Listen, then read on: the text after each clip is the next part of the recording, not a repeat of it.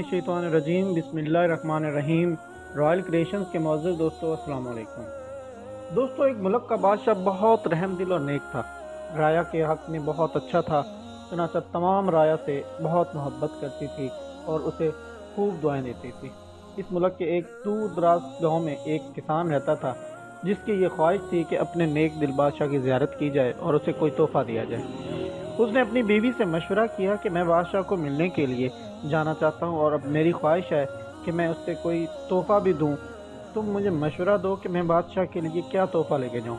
बीवी ने कुछ देर सोचा और कहा कि बादशाह के पास तो हर चीज़ होगी, हम उसे क्या तोहफ़ा दे सकते हैं। हाँ, मेरा एक मशवरा है कि हमारे घर के पास बहने वाले चश्मे का पानी बहुत मीठा और ठंडा है और ऐसा पानी पूरे मुल्क में कहीं भी नहीं होगा, हत्ता के बादशाह के पास भी नहीं होगा। तो तुम इसके लिए ये पानी ले जाओ। किसान को ये तजवीज़ पसंद आ गई और उसने अपने चश्मे से पानी के 2 गड्ढे भरे और अपने गधे पर लाद कर बादशाह से मुलाकात के लिए रवाना हो गया। कई हफ्तों के सफ़र के बाद किसान बादशाह के महल तक पहुंच गया और उससे मुलाकात की इजाज़त चाही। इजाज़त मिलने पर बादशाह को तोहफ़ा पेश किया और उसे बताया कि मेरे गाँव के चश्मे का पानी ऐसा मीठा और ठंडा पानी है कि पूरे मुल्क में कहीं भी नहीं मिलेगा। बादशाह के इशारे पर वज़ीर ने घड़े का ढक्कन उठाया तो कई हफ्तों के सफ़र की वजह से पानी बदबूदार हो गया था। वज़ीर ने बादशाह की तरफ देखा तो बादशाह ने उसे खामोश रहने का इशारा किया और बाआवाज़ बुलंद कहा कि हम इस तोहफे से बहुत खुश हुए और खजांची को हुक्म दिया कि किसान के घड़ों को सोने से भर दिया जाए।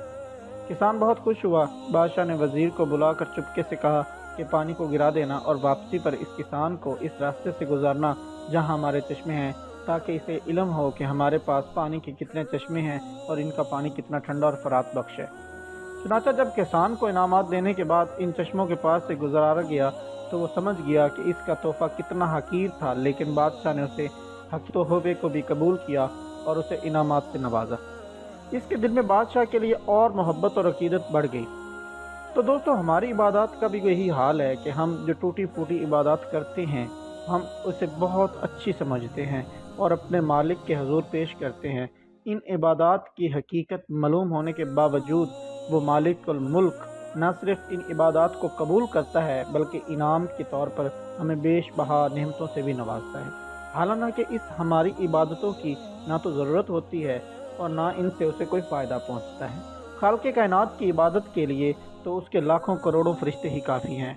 अल्लाह पाक से दुआ है कि हमारी आज़ाना और इनकसाराना इबादत को अपनी बारगाह में कबूलियत का शर्फ बख्शे, आमीन। दोस्तों, ये थी हमारी आज की वीडियो। उम्मीद करते हैं आपको पसंद आई होगी। वीडियो पसंद आने की सूरत में हमारे चैनल को लाइक करें, सब्सक्राइब करें और अपने दोस्तों के साथ शेयर करें। अल्लाह हाफ़िज़।